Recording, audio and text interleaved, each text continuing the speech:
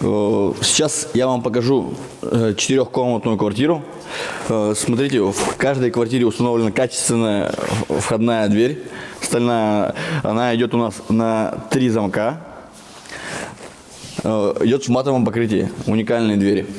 Все они идут в одной стилистике у подъезда. Данная квартира, она идет в чистовой отделке. Квартира площадью 68 квадратных метров. В прихожей есть ниша специально сделанная под шкаф-купе, под гардеробную. Здесь у нас идет посередине большая кухня-столовая площадью 19,5 квадратных метров, из которой у нас уже выходят 2 спальные комнаты. Они предполагаются как детские комнаты. Они площадью по 10 квадратных метров. И во всех окнах они идут окна расширенные. Много идет естественного света. Вот сейчас мы находимся с вами на 4-м этаже.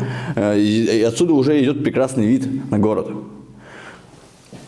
В данной квартире уже уложен ламинат, сделаны обои поклеены, сделан натяжной потолок и установлены ниши под шторы.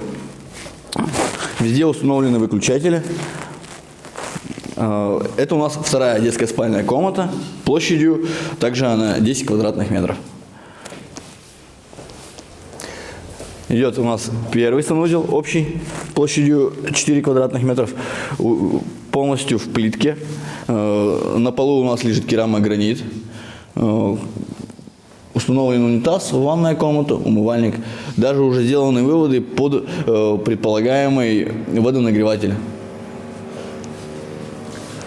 И дальше мы с вами проходим в родительскую спальню предполагаемую. Она площадью 12 квадратных метров.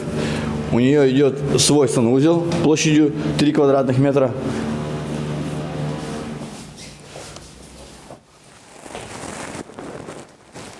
Вот этот идет санузел, либо его можно переделать как гардероб. Все на усмотрение уже самих жильцов.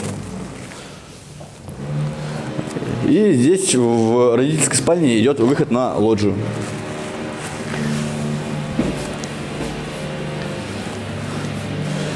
Квартиры есть на разных этажах, они есть как в чистовой отделке, так и в предчистовой отделке. Разница примерно в 400 тысяч рублей квартира будет в чистовой отделке или в предчистовой отделке.